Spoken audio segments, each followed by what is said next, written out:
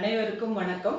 17/11/2025 கார்த்திகை 1 விஷ்ணுபதி புண்ணிய காலம். இந்த விஷ்ணுபதி புண்ணிய காலம் அப்படிங்கிறது என்னன்னு பார்த்தீங்கன்னாக்கா, ஏகாதசியை போலவே பெருமாளை வழிபடுறதுக்கு மிகச்சிறந்த காலம்.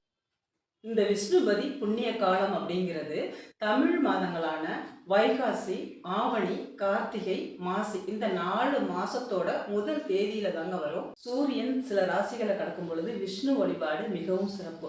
அந்த நேரத்துல நம்ம செய்யற வழிபாடு மன அமைதியையும் செல்வ வளத்தையும் கொடுக்கும் அப்படிங்கிறது நம்பிக்கை. சூரியன் கடக்கும் அந்த ராசிகள் என்னென்னு பார்த்தீங்கன்னாக்கா, ரிஷபம், சிம்மம், கும்பம், விருச்சிகம் இந்த ராசிகள் தான். இந்த விஷ்ணுபதி புண்ணிய காலத்துல கருடனையும் விஷ்ணுவையும் சேர்த்து வழிபடும் போது நம்ம செல்வ வளம் மேம்படுங்க, மனசுக்கு நல்ல எண்ணங்கள் தோன்றும்.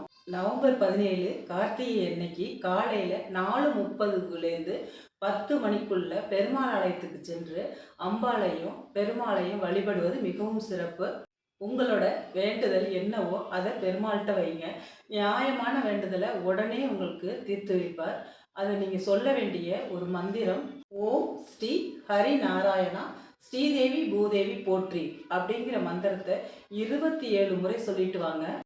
இதை மாசத்துல ஒரு நடம் நீங்கள் சொன்னால் போதும். அந்த 4 மாதத்துலையும் விஷ்ணுபதி புண்ணிய காலம் அப்படிங்கிற அந்த 4 மாதத்துலையும் முதல் தேதி அன்னைக்கு நீங்கள் கோயிலுக்கு போயிட்டு நீங்கள் எப்போ வேணாலும் போகலாம். ஆனால் இது முக்கியமாக அன்னைக்கு போகிறது ரொம்ப விசேஷம்.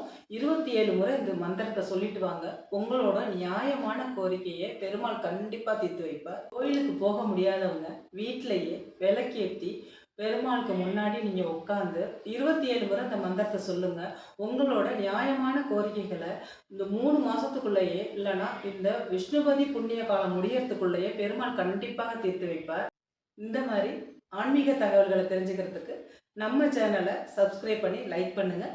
மீண்டும் ஒரு நல்ல வீடியோவில் உங்களை சந்திக்கிறேன். நன்றி.